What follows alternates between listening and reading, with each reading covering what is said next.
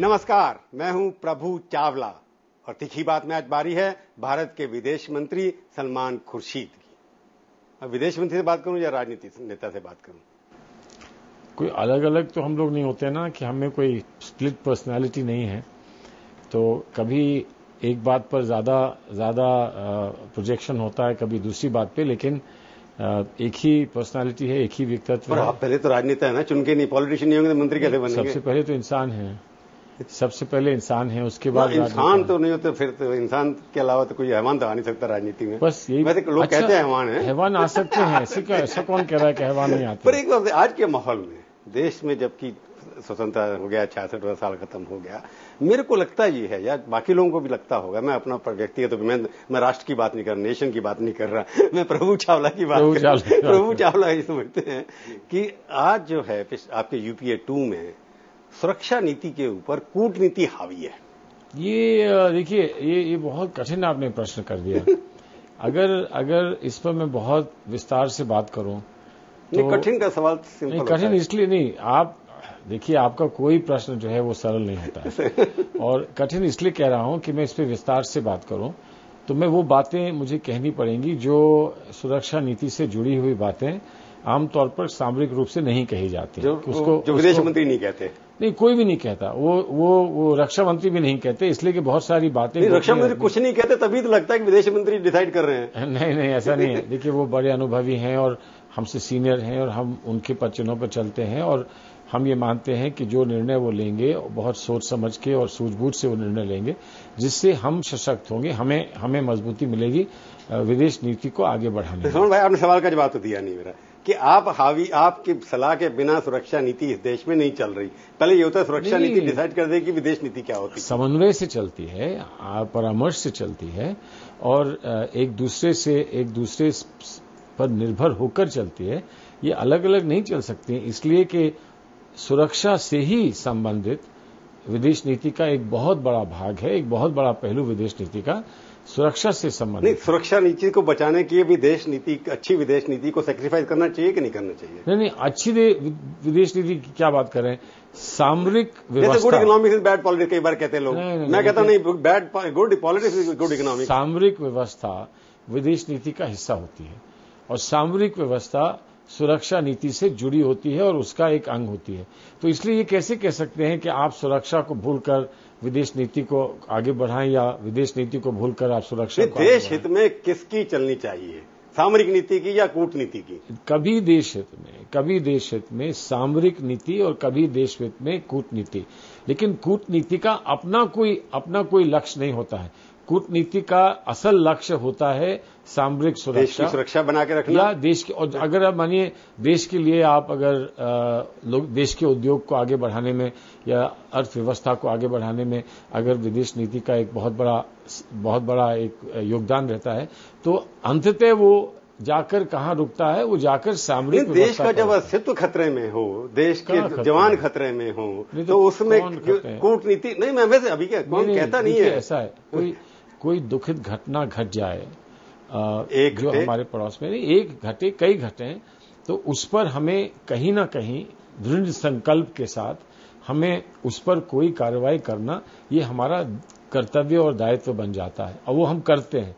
लेकिन ऐसा नहीं है कि हर दफा कोई ऐसी बात हो जाए जो हमारे लिए चिंताजनक हो या हमारे लिए हमें कष्ट या पीड़ा देती हो, तो हम सीधे तीखी बात कर फौजी वार कर। मैं जब कहता हूं सामरिक नीति या सुरक्षा नीति, देश के बॉर्डर के ऊपर 2013 में जितनी वायलेशन हुई है, जितनी तरह से सिर काटे गए, लोगों को गोली से मारा गया है, 5-5 लोगों के, उसके बाद ऐसा बोलते हैं जैसे फिल्म में डायलॉग बोला था किसी एक्टर ने, कितने लोग थे, आप ही सोच रहे कितने लोग और मरेंगे, उसके बाद हम कहेंगे कि नहीं करेंगे।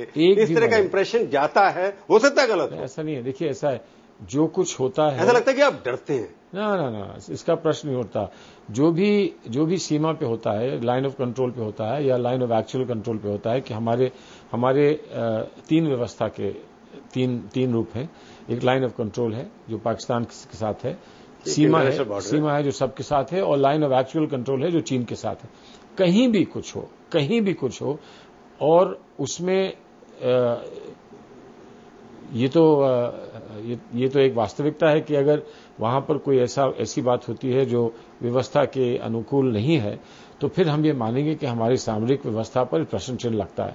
तो उसका जवाब देना दायित्व किसका है? रक्षा मंत्रालय का है, और रक्षा मंत्रालय के साथ साथ जो हमारी फौज है उसका दायित्व बनता है, और वो अपने कर्तव्य का निर्वाह करते हैं। हर बात हम आपसे विस्तार से कह दें। नहीं, मैं तो ये कह रहा हूं कि कितने आपको लगता है कि कहीं आप लोगों ने इंप्रेशन है कि लिमिट फिक्स कर रही है, जब इतने लोग मार नहीं दे जाएंगे, इतनी बार बॉर्डर क्रॉस नहीं करेंगे, तब तक हमसे डायलॉग करते रहेंगे, हाथ मिलाते रहेंगे। देखिए, आप डायलॉग और हाथ मिलाने की जो आपने बात की है, तो उस पर हिडन एजेंडा लगता है प्राइम मिनिस्टर का या किसी का। उस पर तो ना प्रधानमंत्री ने कुछ कहा ना मैं कुछ कह रहा हूं कि क्या हम करेंगे या नहीं करेंगे, और जब करेंगे और अगर करेंगे तो कैसे करेंगे।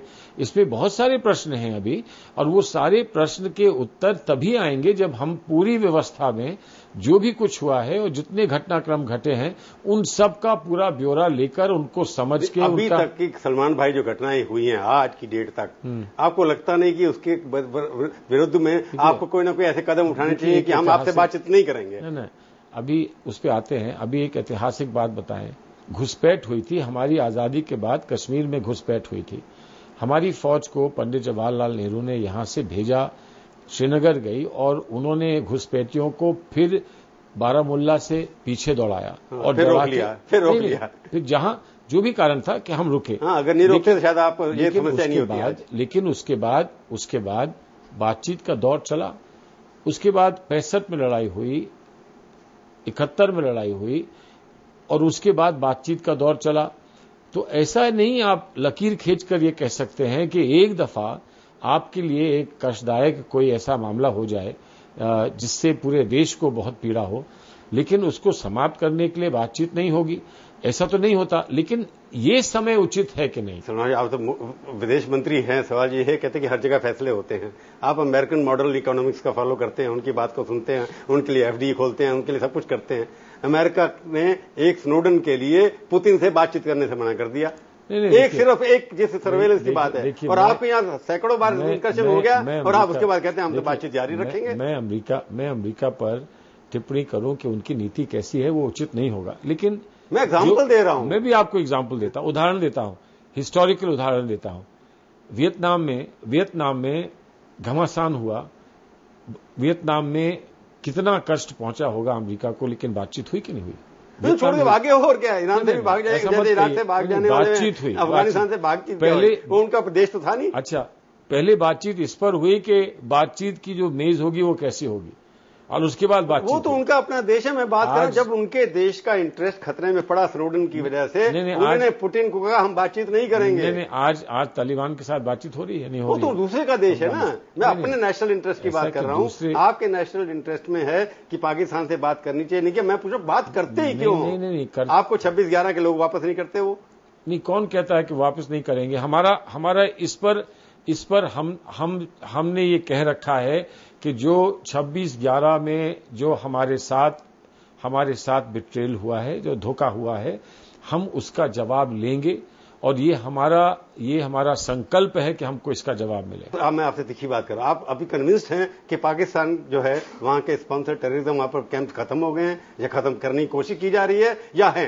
अगर मैं आपसे कह देता कि हम कन्विंस हो गए हैं या मैं कन्विंस हो गया हूं, तो फिर मुझे आपसे ये भी कहने में कोई भी परेशानी ना होती कि अब हम उनसे बातचीत करेंगे।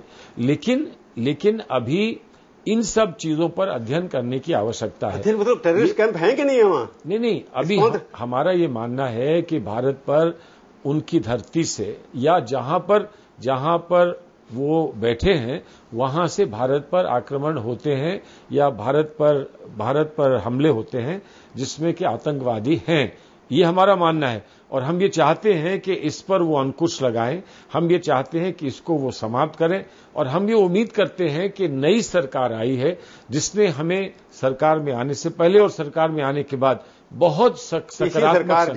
यही प्रधानमंत्री जब आपके यहाँ कारगिल हुआ था, यही प्रधानमंत्री है जिनकी असेंबली ने पास किया रेजोल्यूशन आपके खिलाफ। ये उनके प्रधानमंत्री, उनके प्रधानमंत्री। आप उन्हीं की नई सरकार उनकी बात करें, आप नई सरकार उन्हीं की बात करें। हमारी असल नई सरकार अभी आई नहीं है। ये बड़ी अच्छी बात है कि आप मुझे इस बात की याद दिला रहे हैं।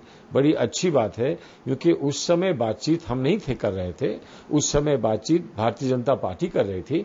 और आज आपने ये बात दिलाई है, मुझे उम्मीद है कि वो भी इसको याद करें। वो सरकार गलती कर रही तो आप भी वही करते रहेंगे। गलती की बात, हम गलती नहीं कर रहे हैं। हम आपको बड़े विश्वास के साथ ये बोल सकते हैं कि अब कारगिल इस देश में नहीं हो सकता। नहीं, मैं तो सवाल आपने एक सवाल का जवाब नहीं दिया कि पाकिस्तान के अंदर टेररिस्ट कैंप स्पॉन्सर्ड हैं कि नहीं है, उसका आप गोलमोल जवाब रहे हैं। इसका मतलब विदेश मंत्री मानते नहीं है देश के अंदर कि वहां पर टेररिस्ट कैंप हैं। अभी हम इस कहने की स्थिति में नहीं है कि हमें संतुष्टि इस मामले को लेकर पाकिस्तान ने दी है। आज हम ये नहीं कह सकते हैं कि नहीं है। अरे होंगे ना, नहीं तो वहां से हमले कैसे उतारते हम पे? नहीं होंगे नहीं। अरे होंगे ना भाई, ऐसी ना सुनिए, होम मिनिस्ट्री कहती है। होम मिनिस्ट्री ने उनको कुछ दस्तावेज पेश किए हैं, कुछ एविडेंस पेश की है। अब उस पर मैं यहां से विस्तार नहीं बात करूंगा, इसलिए कि मैं मानता हूं कि कुछ चीजें ऐसी हैं जो हमारे और पाकिस्तान के जो मसौदे और जो हमारी बातचीत या हमारे प्रयास हैं उनसे संबंधित है। उनको आपको लगता है कि अभी पाकिस्तान के अंदर ऐसी स्थिति नहीं है जिसके ऊपर आप एक स्ट्रांग रिएक्शन दें? ये मैं पूछूंगा एक ब्रेक के बाद। स्ट्रांग रिएक्शन एक ब्रेक के बाद।